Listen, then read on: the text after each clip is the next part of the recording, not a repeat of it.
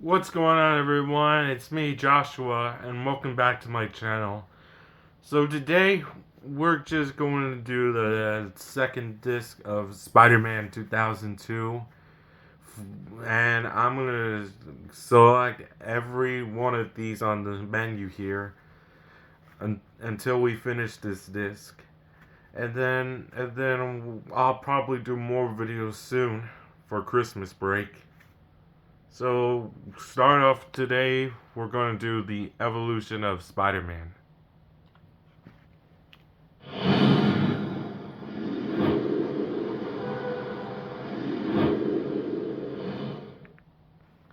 Okay, so we have Spider Man, the mythology of the 21st century, but we're not going to do that because it's a lot of interviews. So, right here we have Spider Man Archives, the Artist Gallery, the Rogues Gallery, and the Loves of Peter Parker. So, starting today, right now, we're going to do Spider Man Archives.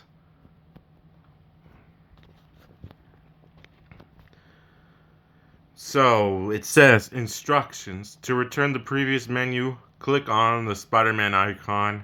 To view a year, click the corresponding spider icon. And to browse image, use the arrow keys icons.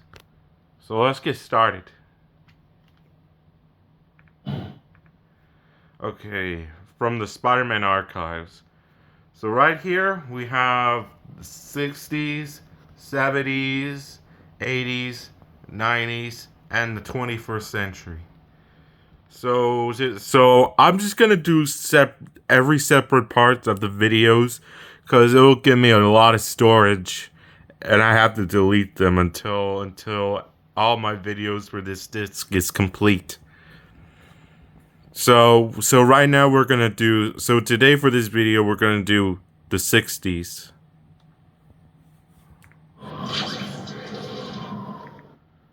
Okay, the Amazing Spider-Man in the 60s.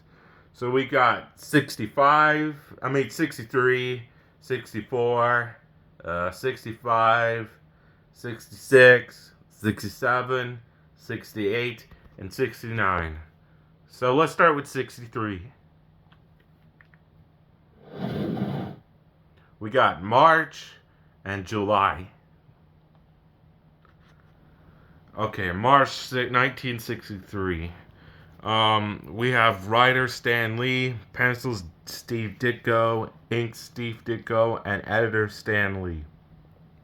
So, the read-up says Spider-Man just kicks off with his own book with two stories.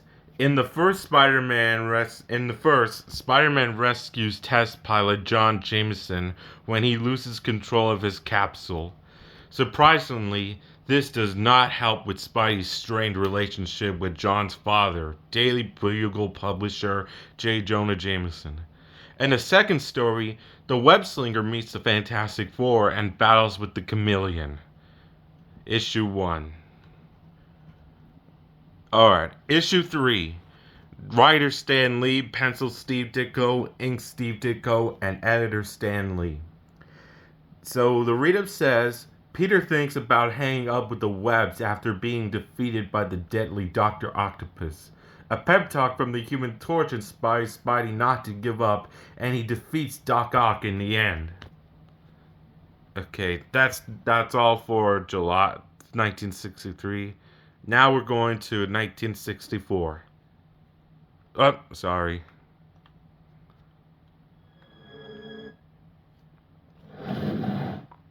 Okay, we got January, May, June, and September. Let's start with January. January 1964. Amazing Spider-Man issue 8.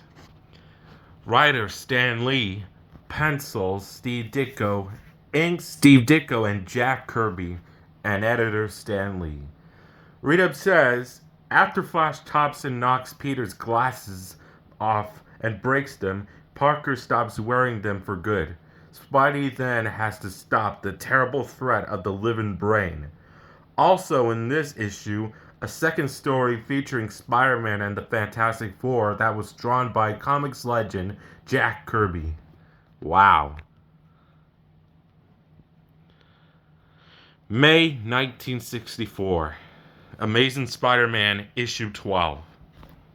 Writer Stan Lee, pencil Steve Ditko, ink Steve Ditko, and editor Stan Lee. Doc Ock is back, and Spider-Man is unmasked.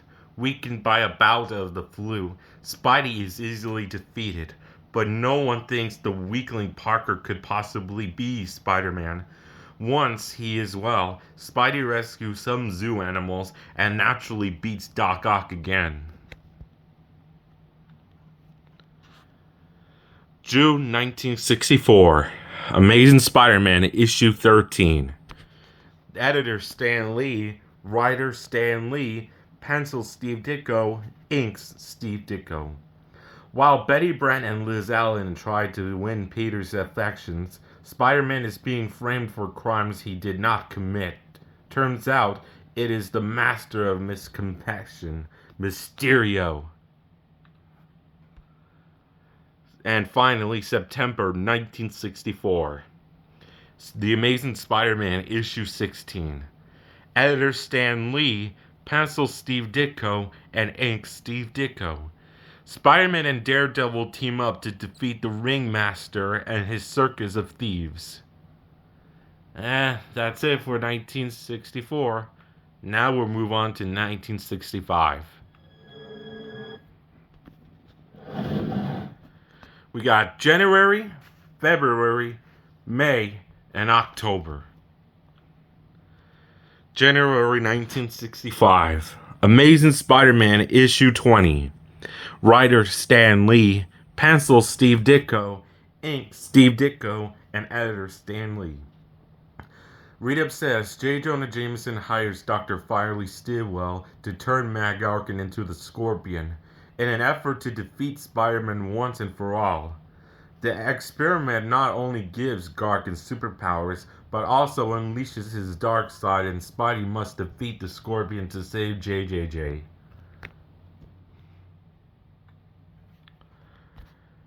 February 1965. Amazing Spider-Man issue 21. Editor Stan Lee, writer Stan Lee, pencil Steve Ditko, and ink Steve Ditko. Spider-Man and the Human Torch fight girl troubles and the Beetle. Okay. May 1965. Amazing Spider-Man issue 24. Writer and editor Stan Lee, inks and pencils Steve Ditko. Dr. Ludwig Reinhardt approaches Jonah with an offer to prove Spider-Man is insane.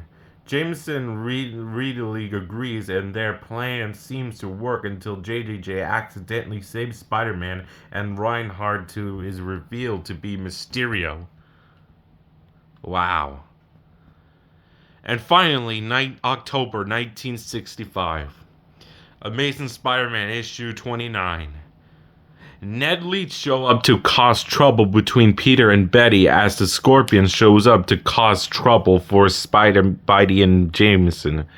At the end of this issue, Aunt May feels dizzy and collapses but does not tell Peter. Wow, that is really tragic. No, not tragic. Never mind. Well, that's the end of 1965. 1966 is next.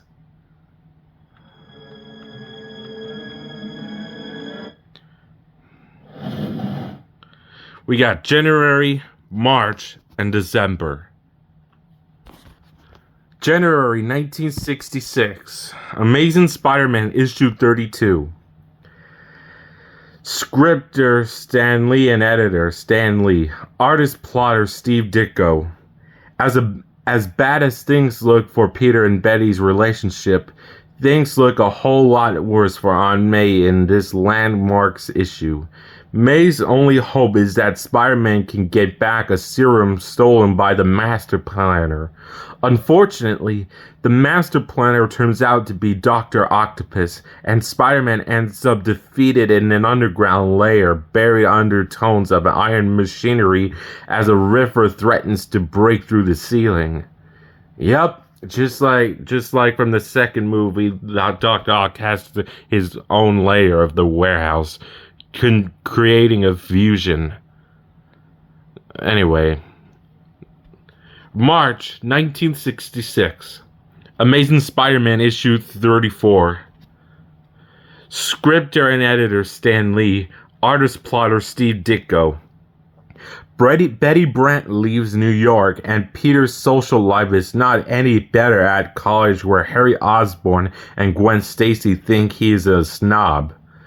The good news is that Aunt May is feeling better. The bad news is Kraven the Hunter wants Spider-Man's mask for his trophy wall. Oh no, that doesn't look good. And finally, December 1966. Amazing Spider-Man issue 43. Editor and writer Stan Lee, pencils and ink John Romita. Peter gets to know Mary Jane Watson. Spidey battles the Rhino, and Flash Thompson gets drafted. Wow. That's a great issue. Alright. Up next is 1967.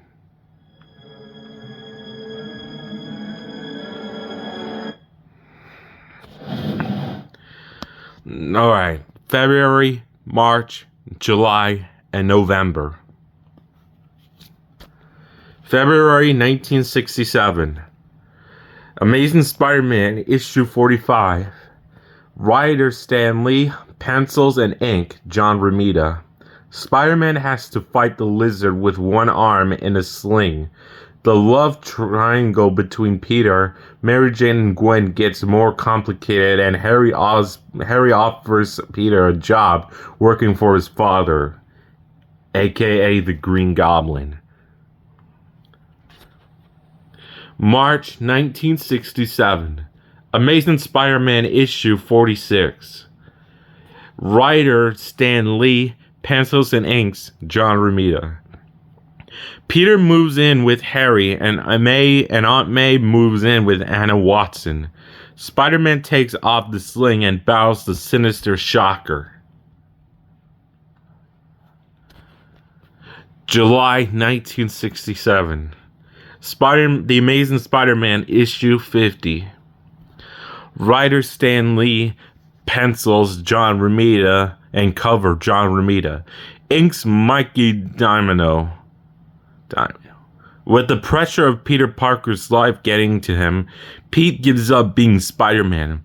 This news is met with great joy by Jameson and also by the Kingpin of crime. But Uncle Ben's words of power and responsibility ring in Peter's ears, and soon Spider-Man swings off to bring down the Kingpin. Romita's cover for this issue is one of the most famous covers in comic book history. This comic book also was based on the second movie after Peter was being powerless. November 1967. Amazing Spider-Man issue 54. Writer Stan Lee, pencils John Romita, and inks Mikey Dimano. With Anna Watson out of town, Aunt May takes in a new boarder. Her new roommate turns out to be none other than Dr. Octopus. Oh no. 1968 is next. We got April and September. April 1968. Amazing Spider-Man issue 59. Writer Stan Lee, pencils John Romita and Don Heck, inks Mike Exposito. Peter meets Gwen's father, police captain George Stacy. Spider-Man battles the mysterious brainwasher who turns out to be the Kingpin. September 1968. Amazing Spider-Man issue 64. Writer Stan Lee, pencils John Romita and Don Hack, ink Mike Exposito. Alright. Spidey battles the high-flying Vulture and Mary Jane gets hair cut really short. Gwen and Captain Stacy clear up a misunderstanding involving Peter and the Kingpin. Alright, and finally, 1969.